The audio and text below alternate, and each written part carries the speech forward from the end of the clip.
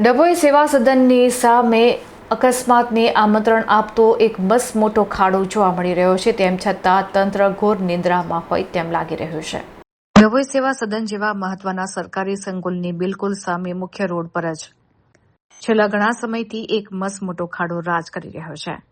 કાગળ પર વિકાસ દોડાવતું તંત્ર વાસ્તવિકતામાં ઘોર નિંદ્રામાં પોડી ગયું હોય તેવા દ્રશ્યો અહીં જોવા મળી રહ્યા છે. સૌથી આશ્ચર્યજનક અને આક્રોશ જન્માવે તેવી બાબત એ છે કે આ એ જ રોડ છે જ્યાંથી દરરોજ બરોજ ઉચ્ચ અધિકારીઓની સરકારી ગાડીઓ પસાર થાય છે. એટલું જ નહીં, આ ખાડાથી માત્ર 100 મીટરના અંતરે જ માર્ગ અને મકાન વિભાગની ઓફિસ આવેલી છે. જે વિભાગની જવાબદારી રોડ રસ્તા સરખા કરવાની છે તેના જ અધિકારીઓ પોતાના ઘર આંગણે પડેલો આ ખાડો જોઈ શકતા નથી. આ વ્યસ્ત રોડ પરથી દિવસ રાત સેંકડો વાહનો પસાર થાય છે. રાત્રિના અંધારામાં આ ખાડો અચાનક સામે આવતા વાહન ચાલકો કાબુ ગુમાવી બેસે છે. ટુ વ્હીલર ચાલકો અવારનવાર અહીં સ્લીપ ખાઈ રહ્યા છે અને લોકોની નાની મોટી ઈજાઓ પહોંચી રહી છે. ત્યારે શું તંત્ર કોઈ મોટી દુર્ઘટનાની રાહ જોઈ રહ્યું છે? સ્થાનિકો અને વાહન ચાલકો હવે એક જ સવાલ પૂછી રહ્યા છે કે આ ખાડો ક્યારે પૂરાશે અને તેમને આ જોખમમાંથી ક્યારે મુક્તિ મળશે?